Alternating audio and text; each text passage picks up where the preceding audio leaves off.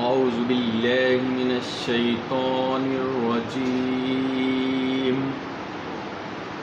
بسم اللہ الرحمن الرحیم معزز ناظرین و سامعین، السلام علیکم ورحمۃ اللہ وبرکاتہ۔ آج ہم ترجمہ قرآن کے سلسلے میں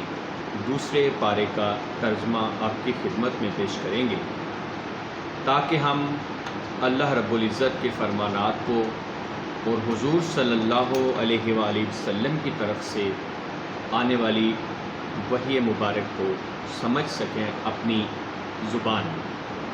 یہ صرف ترجمہ ہے، اس میں اپنے پاس سے کوئی تشریح تفسیر نہیں ہے، تاکہ ہر کوئی سمجھے کہ اس کو کیسے ہم نے اڈاپٹ کرنا ہے۔ بسم اللہ الرحمن الرحیم، اللہ کے نام سے شروع جو بڑا مہربان اور ہمیشہ رحم فرمانے والا ہے۔ اب بے وقوف لوگ یہ کہیں گے کہ ان مسلمانوں کو اپنے اس قبلہ بیت المقدس سے کس نے پھیر دیا جس پر وہ پہلے تھے؟ آپ فرما دیں، مشرق و مغرب سب اللہ ہی کے لیے ہے، وہ جسے چاہتا ہے سیدھی راہ پر ڈال دیتا ہے۔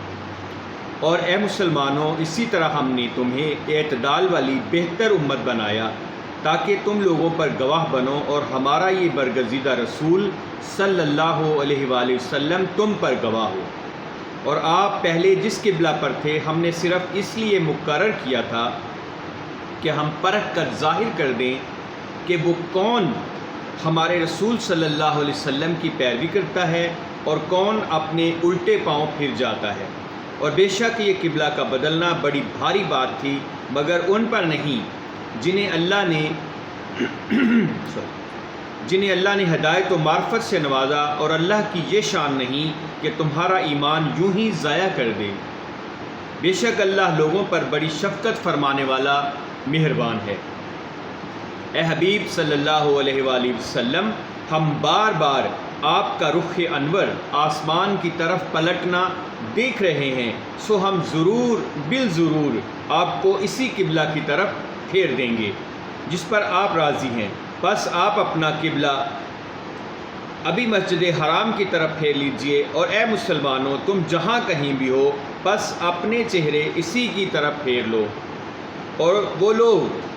جنہیں کتاب دی گئی ہے ضرور جانتے ہیں کہ یہ تحویل قبلہ ان کے رب کی طرف سے حق ہے،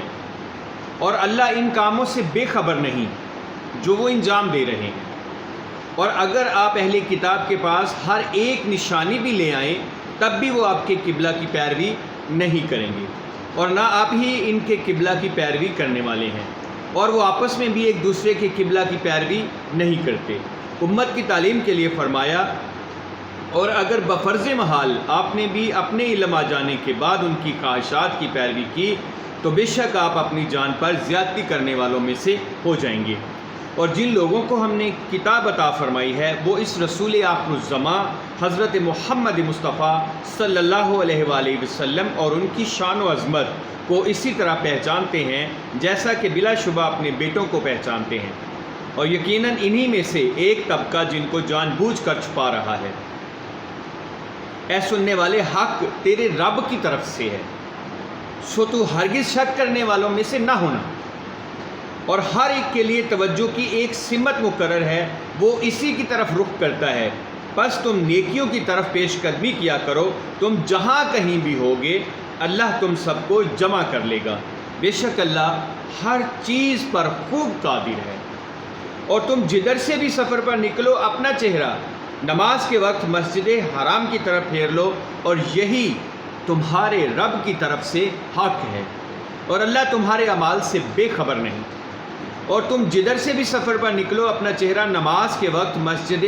حرام کی طرف پھیر لو، اور اے مسلمانوں، تم جہاں کہیں بھی ہو سو اپنے چہرے اسی کی طرف سمت پھیر لیا کرو تاکہ لوگوں کے پاس تم پر اعتراض کرنے کی گنجائش نہ رہے، سوائے ان لوگوں کے جو ان میں حد سے بڑھنے والے ہیں۔ پس تم ان سے مت ڈرو، مجھ سے ڈرا کرو، اس لیے کہ میں تم پر اپنی نعمت پوری کر دوں اور تاکہ تم کامل ہدایت پا جاؤ۔ اسی طرح ہم نے تمہارے اندر تمہیں میں سے اپنا رسول بھیجا جو تم پر ہماری آیتیں تلاوت فرماتا ہے اور تمہیں نفساً و قلباً پاک صاف کرتا ہے اور تمہیں کتاب کی تعلیم دیتا ہے اور حکمت و دانائی سکھاتا ہے اور تمہیں وہ اسرار و معرفت و حقیقت سکھاتا ہے جو تم پہلے نہیں جانتے تھے۔ سو تم مجھے یاد کیا کرو اور میں تمہیں یاد رکھوں گا، اور میرا شکر ادا کرو اور میری ناشکری نہ کیا کرو۔ اے ایمان والو، صبر اور نماز کے ذریعے مجھ سے مدد چاہا کرو، اللہ صبر کرنے والوں کے ساتھ ہے۔ اور جو لوگ اللہ کی راہ میں مارے جائیں انہیں مت کہو کہ یہ مردہ ہیں، وہ مردہ نہیں بلکہ زندہ ہیں، لیکن تمہیں ان کی زندگی کا شعور نہیں ہے۔ اور ہم ضرور بالضرور تمہیں آزمائیں گے، کچھ خوف اور بھوک سے اور کچھ مالوں اور جانوں اور پھلوں کے نقصان سے۔ اور اے حبیب صلی اللہ علیہ وآلہ وسلم، آپ ان صبر کرنے والوں کو خوشخبری سنائیں۔ جن پر کوئی مصیبت پڑتی ہے تو کہتے ہیں بے شک ہم بھی اللہ کا ہی مال ہیں اور ہم بھی اسی کی طرف لوٹ کر جانے والے ہیں۔ یہی وہ لوگ ہیں جن پر ان کے رب کی طرف سے پے در پے نوازشیں ہیں اور رحمت ہے، اور یہی لوگ ہدایت یافتہ ہیں۔ بے شک صفا اور مروہ اللہ کی نشانیوں میں سے ہیں، چنانچہ جو شخص بیت اللہ کا حج یا عمرہ کرے تو اس پر کوئی گناہ نہیں کہ ان دونوں کے درمیان چکر لگائے، اور جو شخص اپنی خوشی سے کوئی نیکی کرے تو یقیناً اللہ بڑا قدر شناس، بڑا خبردار ہے۔ بے شک جو لوگ ہماری کھلی نازل کردہ نشانیوں اور ہدایت کو چھپاتے ہیں اس کے بعد کہ ہم نے اسے لوگوں کے لیے اپنی کتاب میں واضح کر دیا ہے، تو انہی لوگوں پر اللہ لعنت بھیجتا ہے، یعنی انہیں اپنی رحمت سے دور کرتا ہے، اور لعنت بھیجنے والے بھی ان پر لعنت بھیجتے ہیں۔ مگر جو لوگ توبہ کر لیں، اپنی اصلاح کر لیں اور حق کو ظاہر کر دیں تو میں بھی انہیں معاف کر دوں گا، اور میں بڑا ہی توبہ قبول کرنے والا مہربان ہوں۔ بے شک جنہوں نے حق کو چھپا کر کفر کیا اور اس حال میں مرے کہ وہ کافر ہی تھے، ان پر اللہ کی اور فرشتوں کی اور سب لوگوں کی لعنت ہے۔ وہ ہمیشہ اسی لعنت میں گرفتار رہیں گے، ان پر سے عذاب ہلکا نہیں کیا جائے گا اور نہ ہی انہیں مہلت دی جائے گی۔ اور تمہارا معبود خدائے واحد ہے، اس کے سوا کوئی معبود نہیں، وہ نہایت مہربان اور بہت ہی زیادہ رحم فرمانے والا ہے۔ بے شک آسمانوں اور زمین کی تخلیق میں اور رات اور دن کی گردش میں اور ان جہازوں اور کشتیوں میں جو سمندر میں لوگوں کو نفع پہنچانے والی چیزیں اٹھا کر چلتی ہیں، اور اس بارش کے پانی میں جسے اللہ آسمان سے اتارتا ہے، پھر اس کے ذریعے زمین کو مردہ ہو جانے کے بعد زندہ کرتا ہے، وہ زمین جس میں اس نے ہر قسم کے جانور پھیلا دیے ہیں، اور ہواؤں کے رخ بدلنے میں اور اس بادل میں جو آسمان اور زمین کے درمیان حکم الہی کا پابند ہو کر چلتا ہے، ان میں عقل مندوں کے لیے قدرت الہی کی بہت سی نشانیاں ہیں۔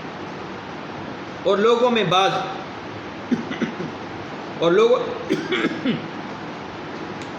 میں بعض ایسے بھی ہیں جو اللہ کے غیروں کو اللہ کا شریک ٹھہراتے ہیں، اور ان سے اللہ سے محبت جیسی محبت کرتے ہیں، اور جو لوگ ایمان والے ہیں وہ ہر ایک سے بڑھ کر اللہ سے بہت ہی زیادہ محبت کرتے ہیں۔ اور اگر یہ ظالم لوگ اس وقت کو دیکھ لیں جب اخروی عذاب ان کی آنکھوں کے سامنے ہوگا، تو جان لیں کہ ساری قوتوں کا مالک اللہ ہے، اور بے شک اللہ سخت عذاب بھی دینے والا ہے۔ اور جب وہ پیشوایان کفر جن کی پیروی کی گئی اپنے پیروکاروں سے بیزار ہوں گے، اور وہ سب اللہ کا عذاب دیکھ لیں گے اور سارے اسباب ان سے منقطع ہو جائیں گے۔ اور یہ بیزاری دیکھ کر مشرک پیروکار کہیں گے کاش ہمیں دنیا میں جانے کا ایک موقع مل جائے تو ہم بھی ان سے بیزاری ظاہر کر دیں گے جیسے انہوں نے آج ہم سے بیزاری ظاہر کی ہے۔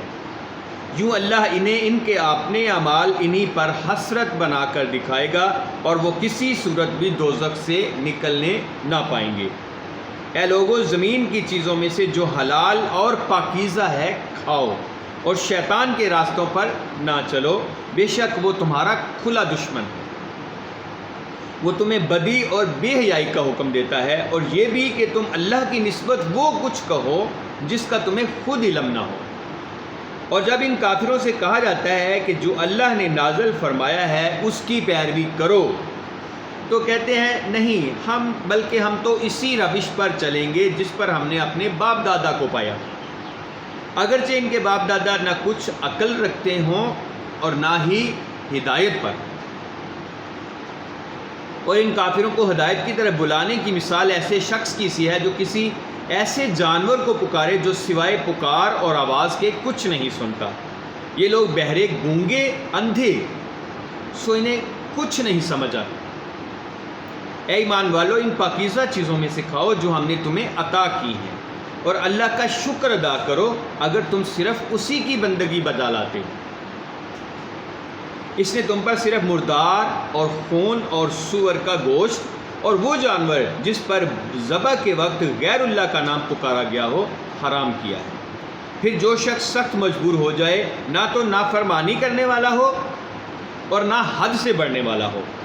اس پر زندگی بچا لینے کی حد تک کوئی گناہ نہیں، بے شک اللہ نہایت بخشنے والا مہربان ہے۔ بے شک جو لوگ کتاب یعنی تورات کی ان آیتوں کو جو اللہ نے نازل فرمائی ہے چھپاتے ہیں اور اس کے بدلے حقیر قیمت حاصل کرتے ہیں، وہ لوگ سوائے اپنے پیٹوں میں آگ بھرنے کے کچھ نہیں کھاتے،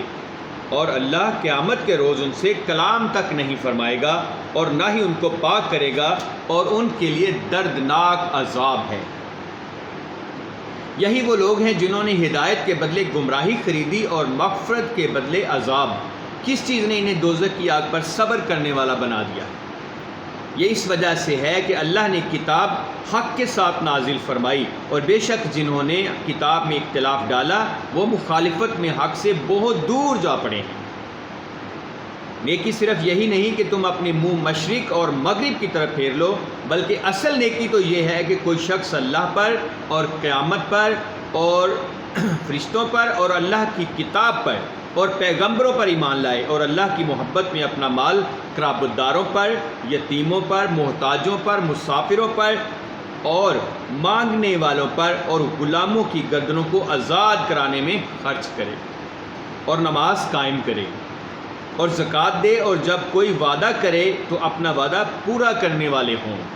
اور سختی، تنگ دستی میں اور مصیبت، بیماری میں اور جنگ کی شدت، جہاد کے وقت صبر کرنے والے ہوں۔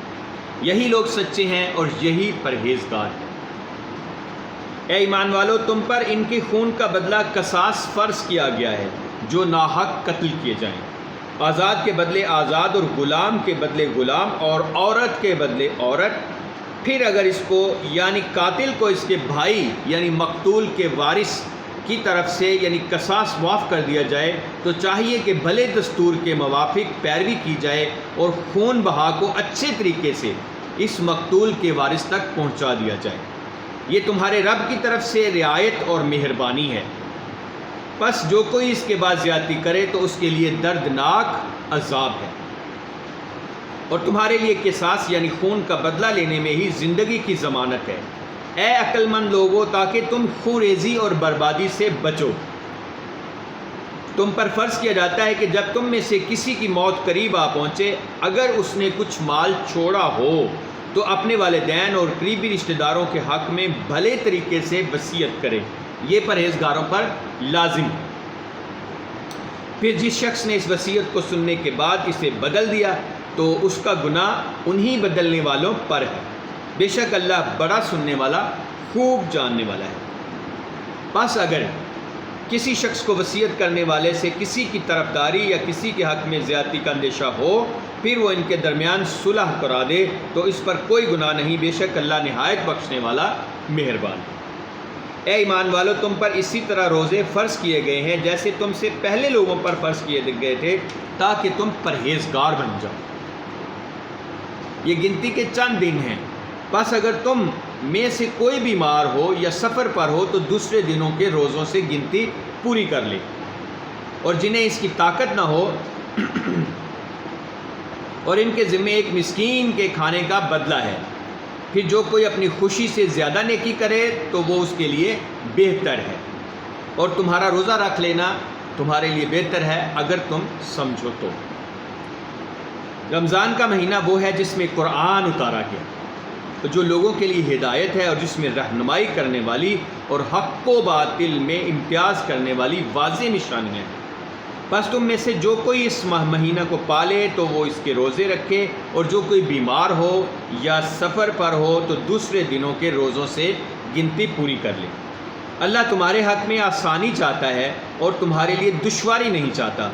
اور اس لیے کہ تم گنتی پوری کر سکو، اس لیے کہ اس نے تمہیں جو ہدایت فرمائی ہے اس پر اس کی بڑائی بیان کرو، اور اس لیے کہ تم شکر گزار بن جاؤ۔ اور اے حبیب صلی اللہ علیہ وآلہ وسلم، جب میرے بندے آپ سے میری نسبت سوال کریں تو بتا دیا کریں کہ میں نزدیک ہوں، میں پکارنے والے کی پکار کا جواب دیتا ہوں۔ جب بھی وہ مجھے پکارتا ہے پس انہیں چاہیے کہ میری فرما برداری اختیار کریں اور مجھ پر پختہ یقین رکھیں تاکہ وہ راہ مراد پا جائیں۔ تمہارے لیے روزوں کی راتوں میں اپنی بیویوں کے پاس جانا حلال کر دیا گیا ہے، وہ تمہاری پوشاک ہیں اور تم ان کی پوشاک ہو۔ اللہ کو معلوم ہے کہ تم اپنے حق میں خیانت کرتے تھے، سو اس نے تمہارے حال پر رحم کیا اور تمہیں معاف فرما دیا۔ بس اب روزوں کی راتوں میں بے شک ان سے مباشرت کیا کرو، اور جو اللہ نے تمہارے لیے لکھ دیا ہے چاہا کرو، اور کھاتے پیتے رہا کرو یہاں تک کہ تم پر صبح کا سفید ڈورا رات کے سیاہ ڈورے سے الگ ہو کر نمایاں ہو جائے۔ پھر روزہ رات کی آمد تک پورا کرو، اور عورتوں سے اس دوران شب باشی نہ کیا کرو جب تم مسجدوں میں اعتکاف بیٹھے ہو۔ یہ اللہ کی قائم کردہ حدیں ہیں، بس ان کے توڑنے کے نزدیک نہ جاؤ۔ اسی طرح اللہ لوگوں کے لیے اپنی آیتیں کھول کر بیان فرماتا ہے تاکہ وہ پرہیزگاری اختیار کریں۔ اور تم ایک دوسرے کے مال آپس میں ناحق نہ کھایا کرو، اور نہ مال کو بطور رشوت حاکموں تک پہنچایا کرو کہ یوں لوگوں کے مال کا کچھ حصہ تم بھی ناجائز طریقے سے کھا سکو، حالانکہ تمہارے علم میں ہو کہ یہ گناہ ہے۔ اے حبیب صلی اللہ علیہ وآلہ وسلم،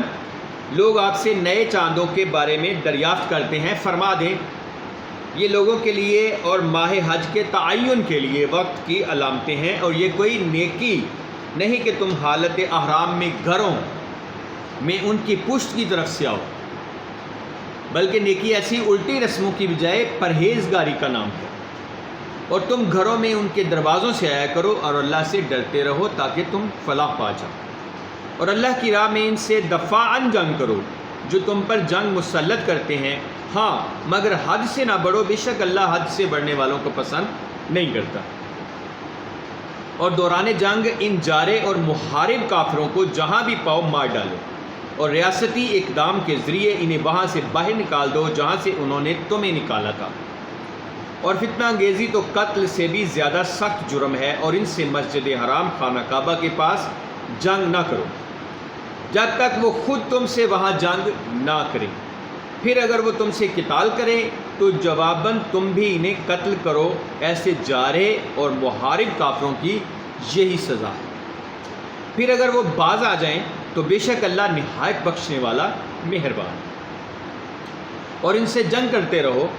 حتیٰ کہ کوئی فتنہ باقی نہ رہے اور دین اللہ ہی کے تابع ہو جائے،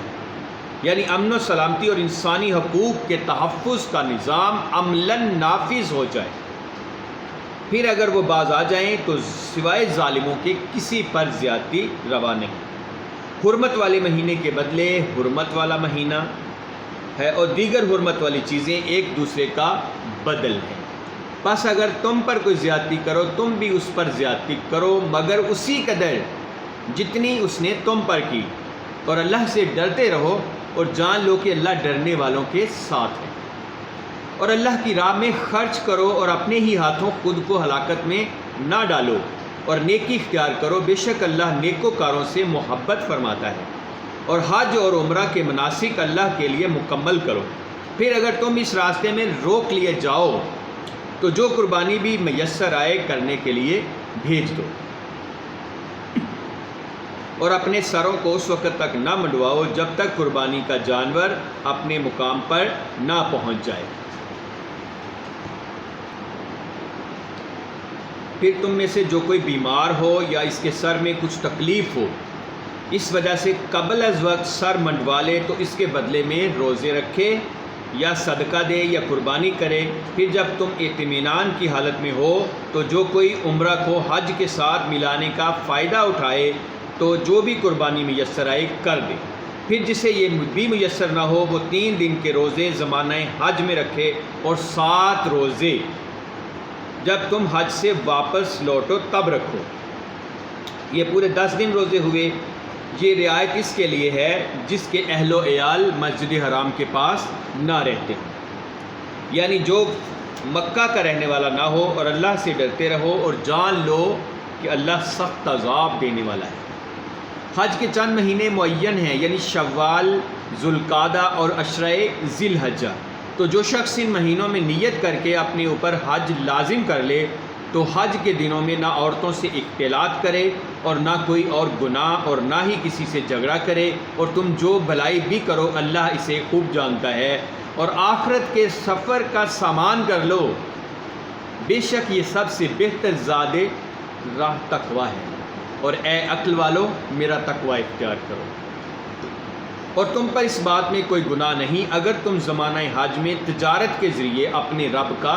فضل تلاش کرو۔ پھر جب تم عرفات سے واپس آؤ تو مشعر حرام مزدلفہ کے پاس اللہ کا ذکر کیا کرو، اور اس کا ذکر اس طرح کرو جیسے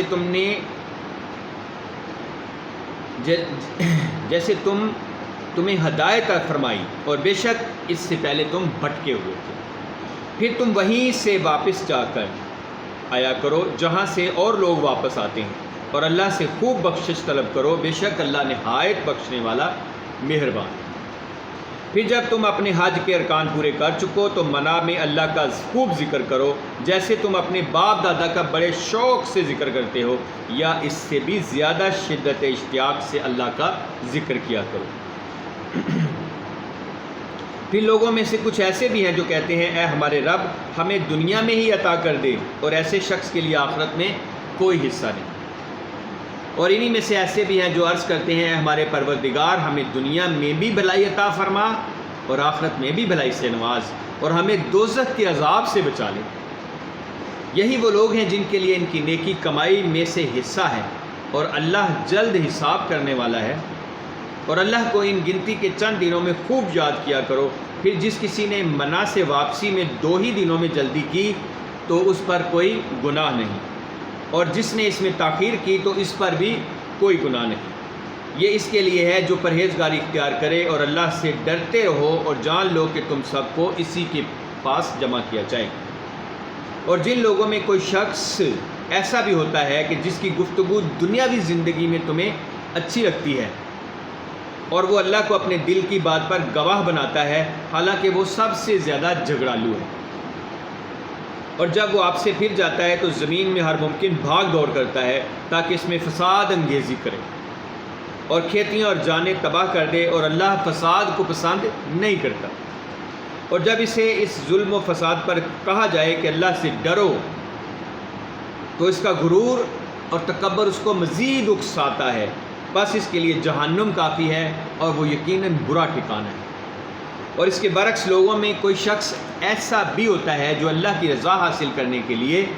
اپنی جان بھی بیچ ڈالتا ہے، اور اللہ بندوں پر بڑی مہربانی فرمانے والا ہے۔ اے ایمان والو اسلام میں پورے داخل ہو جاؤ اور شیطان کے راستوں پر نہ چلو، بے شک وہ تمہارا کھلا دشمن ہے۔ بس اگر تم اس کے بعد بھی لغزش کرو جبکہ تمہارے پاس واضح نشانیاں آ چکیں تو جان لو کہ اللہ بہت غالب بڑی حکمت والا ہے۔ کیا وہ اسی بات کے منتظر ہیں کہ بادل کے سائبانوں میں اللہ کا عذاب آ جائے اور فرشتے بھی نیچے اتر آئیں اور سارا قصہ تمام ہو جائے تو سارے کام اللہ ہی کی طرف لوٹائے جائیں گے؟ آپ بنی اسرائیل سے پوچھ لیں کہ ہم نے انہیں کتنی واضح نشانیاں عطا کی تھیں، اور جو شخص اللہ کی نعمت کو اپنے پاس آ جانے کے بعد بدل ڈالے تو بے شک اللہ سخت عذاب دینے والا ہے۔ کافروں کے لیے دنیا کی زندگی خوب آراستہ کر دی گئی ہے، اور وہ ایمان والوں سے تمسخر کرتے ہیں، اور جنہوں نے تقوی اختیار کیا وہ قیامت کے دن ان پر سر بلند ہوں گے، اور اللہ جسے چاہتا ہے بے حساب نوازتا ہے۔ ابتدا میں سب لوگ ایک ہی دین پر جمع تھے، پھر جب ان میں اختلافات رونما ہو گئے تو اللہ نے بشارت دینے والے اور ڈر سنانے والے پیغمبروں کو بھیجا اور ان کے ساتھ حق پر مبنی کتاب اتاری تاکہ وہ لوگوں میں ان امور کا فیصلہ کر دے جن میں وہ اختلاف کرنے لگے تھے، اور اس میں اختلاف بھی فقط انہی لوگوں نے کیا جنہیں وہ کتاب دی گئی تھی، باوجود اس کے کہ ان کے پاس واضح نشانیاں آ چکی ہیں، اور انہوں نے یہ اختلاف بھی محض باہمی بغض و حسد کے باعث کیا۔ پھر اللہ نے ایمان والوں کو اپنے حکم سے وہ حق بات سمجھا دی جس میں وہ اختلاف کرتے تھے، اور اللہ جسے چاہتا ہے سیدھے راستے کی طرف ہدایت فرماتا ہے۔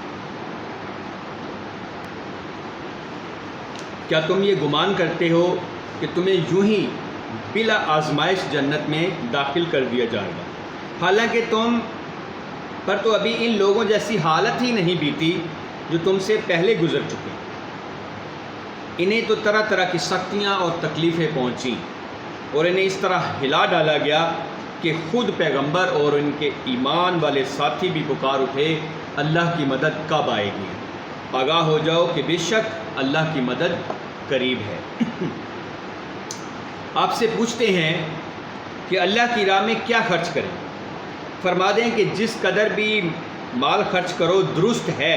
مگر اس کے حقدار تمہارے ماں باپ ہیں اور قریبی رشتہ دار ہیں اور یتیم ہیں اور محتاج ہیں اور مسافر ہیں، اور جو نیکی بھی تم کرتے ہو بے شک اللہ اسے خوب جاننے والا ہے۔ فتنہ فساد کی بے کنی اور قیام امن کے لیے دفاعی قتال تم پر فرض کر دیا گیا ہے، حالانکہ وہ تمہیں طبعاً ناگوار بھی ہو،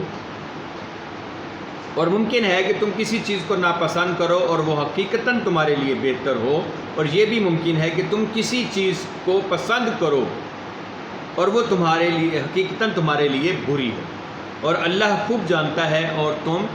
نہیں جانتے۔ لوگ آپ سے حرمت والے مہینے میں جنگ کا حکم دریافت کرتے ہیں، فرما دیں اس میں جنگ بڑا گناہ ہے، اور اللہ کی راہ سے روکنا اور اس سے کفر کرنا اور مسجد حرام خانہ کعبہ سے روکنا اور وہاں کے رہنے والوں کو وہاں سے نکالنا اللہ کے نزدیک اس سے بھی بڑا گناہ ہے، اور یہ فتنہ انگیزی قتل و خون سے بڑھ کر ہے، اور یہ کافر تم سے ہمیشہ جنگ جاری رکھیں گے یہاں تک کہ تمہیں تمہارے دین سے پھیر دیں، اگر وہ اتنی طاقت پا سکیں، اور تم میں سے جو شخص اپنے دین سے پھر جائے اور پھر وہ کافر ہی مرے تو ایسے لوگوں کے لیے دنیا و آخرت میں سب اعمال برباد ہو جائیں گے، اور یہی لوگ جہنمی ہیں اور وہ اس میں ہمیشہ رہیں گے۔ بے شک جو لوگ ایمان لائے اور جنہوں نے اللہ کے لیے وطن چھوڑا اور اللہ کی راہ میں جہاد کیا، یہی لوگ اللہ کی رحمت کے امیدوار ہیں، اور اللہ بڑا بخشنے والا مہربان ہے۔ آپ سے شراب اور جوئے کی نسبت سوال کرتے ہیں، فرما دیں ان دونوں میں بڑا گناہ ہے، اور لوگوں کے لیے کچھ دنیاوی فائدے بھی ہیں، مگر ان دونوں کا گناہ ان کے نفع سے بڑھ کر ہے۔ اور آپ سے یہ بھی پوچھتے ہیں کہ کیا خرچ کریں؟ فرما دیں جو ضرورت سے زائد ہے خرچ کر دو۔ اسی طرح اللہ تمہارے لیے اپنے احکام کھول کر بیان فرماتا ہے تاکہ تم غور و فکر کرو۔ تمہارا غور و فکر دنیا اور آخرت اور دونوں کے معاملات میں رہے، اور آپ سے یتیموں کے بارے میں دریافت کرتے ہیں، فرما دیں ان کے معاملات کا سنوارنا بہتر ہے، اور اگر انہیں نفقہ و کاروبار میں اپنے ساتھ ملا لو تو وہ بھی تمہارے بھائی ہیں، اور اللہ خرابی کرنے والوں کو بھلائی کرنے والوں سے جدا پہچانتا ہے، اور اگر اللہ چاہتا تو تمہیں مشقت میں ڈال دیتا، بے شک اللہ بڑا غالب بڑی حکمت والا ہے۔ اور تم مشرک عورتوں کے ساتھ نکاح مت کرو جب تک وہ مسلمان نہ ہو جائیں، اور بے شک مسلمان لونڈی آزاد مشرک عورت سے بہتر ہے، خواہ وہ تمہیں بھلی ہی لگے، اور مسلمان عورتوں کا مشرک مردوں سے بھی نکاح نہ کرو جب تک وہ مسلمان نہ ہو جائیں، اور یقیناً مشرک مرد سے مومن غلام بہتر ہے، خواہ وہ تمہیں بھلا ہی لگے۔ وہ کافر اور مشرک دوزخ کی طرف بلاتے ہیں، اور اللہ اپنے حکم سے جنت اور مغفرت کی طرف بلاتا ہے، اور اپنی آستین اور اللہ اپنے حکم سے جنت اور مغفرت کی طرف بلاتا ہے، اور اپنی آیتیں لوگوں کے لیے کھول کر بیان فرماتا ہے تاکہ وہ نصیحت حاصل کریں۔ اور آپ سے حیض ایام ماہواری کی نسبت سوال کرتے ہیں، فرما دیں وہ نجاست ہے، سو تم حیض کے دنوں میں عورتوں سے کنارہ کش رہا کرو، اور جب تک وہ پاک نہ ہو جائیں ان کے قریب نہ جایا کرو، اور جب وہ پاک صاف ہو جائیں تو جس راستے سے اللہ نے تمہیں اجازت دی ہے ان کے پاس جایا کرو، بے شک اللہ بہت توبہ قبول کرنے والوں سے محبت فرماتا ہے اور خوب پاکیزگی اختیار کرنے والوں سے بھی محبت فرماتا ہے۔ تمہاری عورتیں تمہاری کھیتیاں ہیں، پس تم اپنی کھیتیوں میں سے جیسے چاہو آؤ اور اپنے لیے آئندہ کا کچھ سامان کر لو، اور اللہ کا تقوی اختیار کرو اور جان لو کہ تم اس کے حضور پیش ہونے والے ہو۔ اور اے حبیب صلی اللہ علیہ وسلم، اے پہلے ایمان کو خوشخبری سنا دے کہ اللہ کے حضور ان کی پیشی بہتر رہے گی، اور اپنی قسموں کے باعث اللہ کے نام کو لوگوں کے ساتھ نیکی کرنے اور پرہیزگاری اختیار کرنے اور لوگوں میں صلح کرانے میں آڑ مت بناؤ، اور اللہ خوب سننے والا بڑا جاننے والا ہے۔ اللہ تمہاری بیہودہ قسموں پر تم سے مواخذہ نہیں فرمائے گا، مگر ان کا مواخذہ ضرور فرمائے گا جن کا تمہارے دلوں نے ارادہ کیا ہو، اور اللہ بڑا بخشنے والا بہت علم والا ہے۔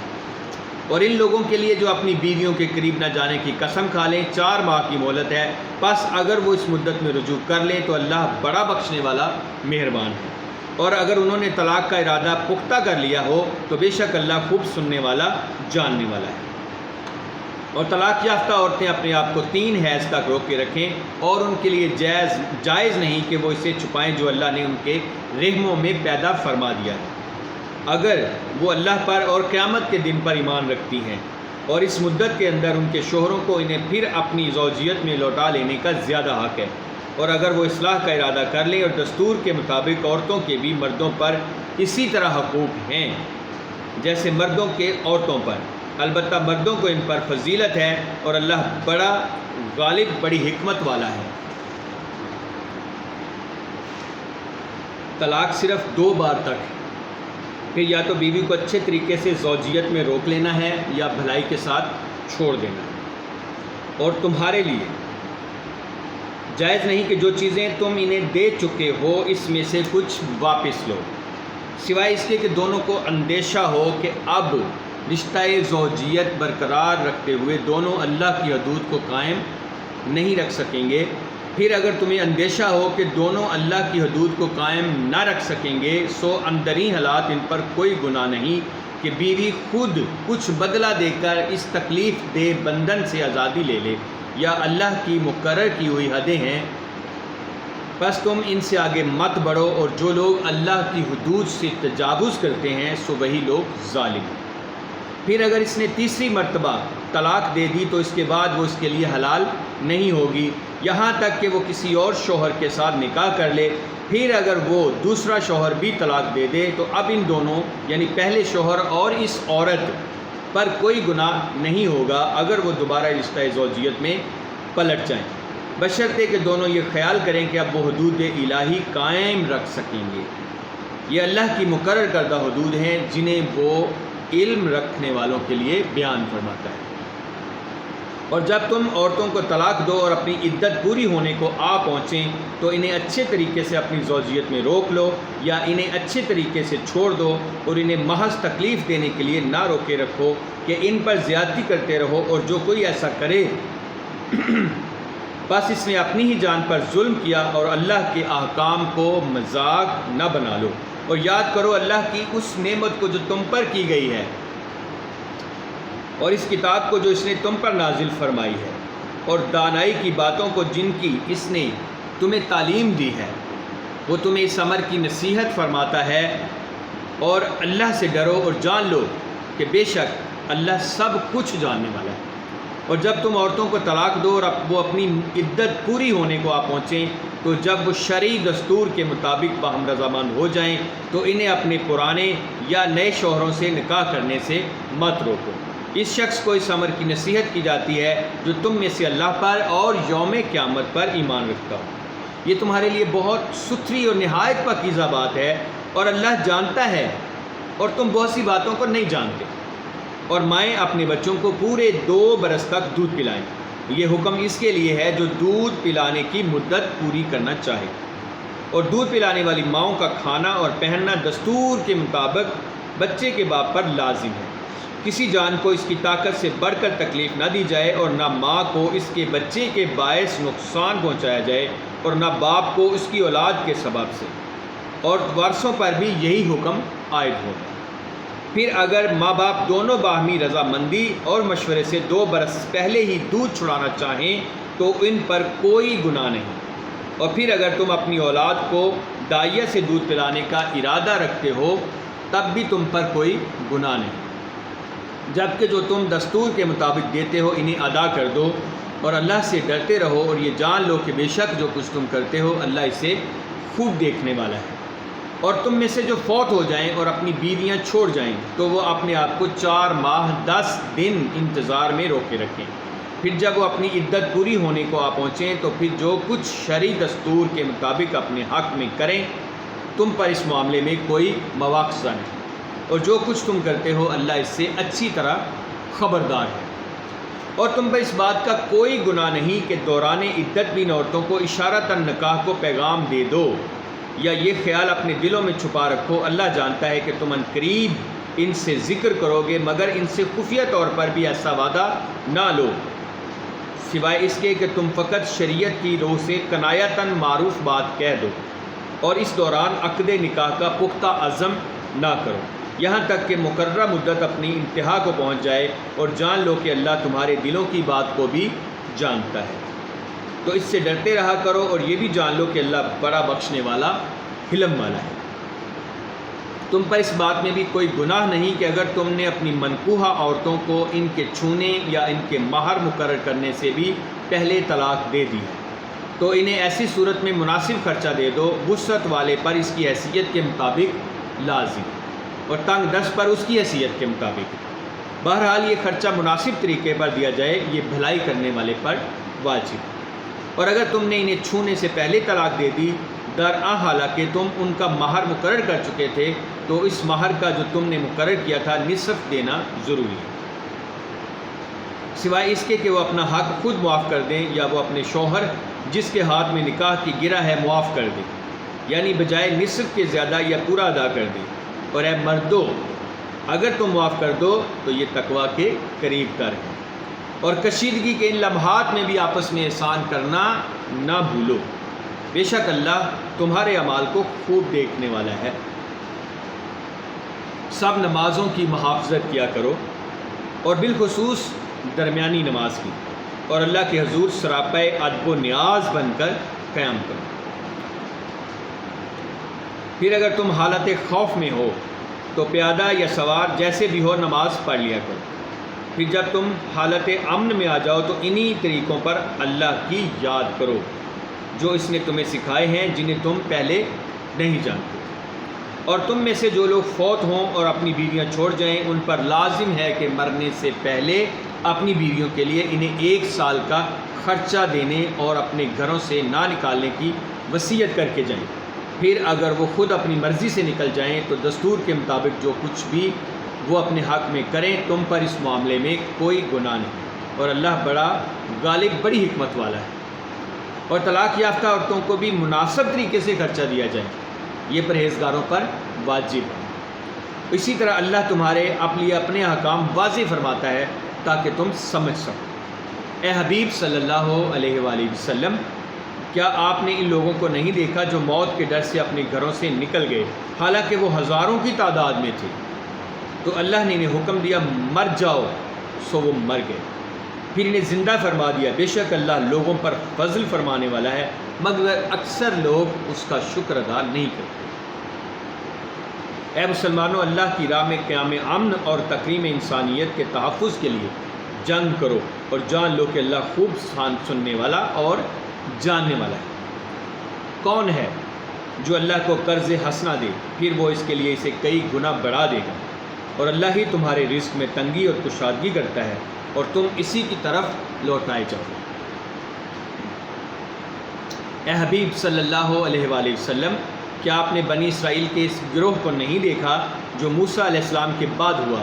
جب انہوں نے اپنے پیغمبر سے کہا کہ ہمارے لیے ایک بادشاہ مقرر کر دیں تاکہ ہم اس کی قیادت میں اللہ کی راہ میں جنگ کریں؟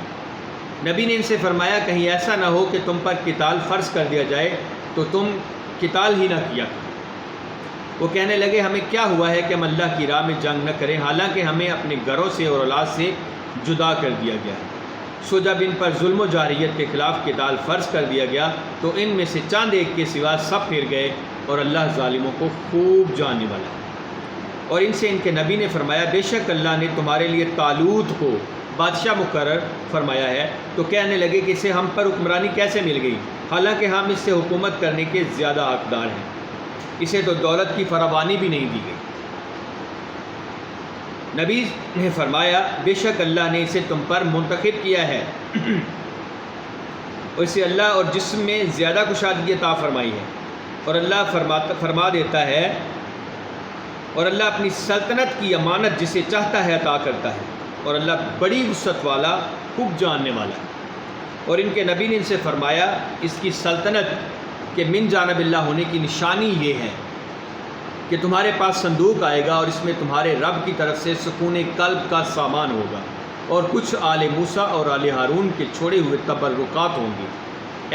اور اسے فرشتوں نے اٹھایا ہوا ہوگا۔ اگر تم ایمان والے ہو تو بے شک اس میں تمہارے لیے بڑی نشانی ہے۔ پھر جب طالوت اپنے لشکروں کو لے کر شہر سے نکلا تو اس نے کہا بے شک اللہ تمہیں ایک نہر کے ذریعے آزمانے والا ہے، بس جس نے اس میں سے پانی پیا سو وہ میرے ساتھیوں میں سے نہیں ہوگا، اور جو اس کو نہیں پیے گا بس وہی میری جماعت سے ہوگا، مگر جو شخص اپنے ہاتھ سے صرف ایک چلو کی حد تک پی لے اس پر کوئی حرج نہیں۔ سوائے ان میں سے چند لوگوں کے سوا باقی سب نے اس میں سے پانی پی لیا۔ بس جب طالوت اور ان کے ایمان والے ساتھی نہر کے پار چلے گئے تو کہنے لگے آج ہم میں سے جالوت اور اس کی فوجوں سے مقابلے کی طاقت نہیں۔ جو لوگ یہ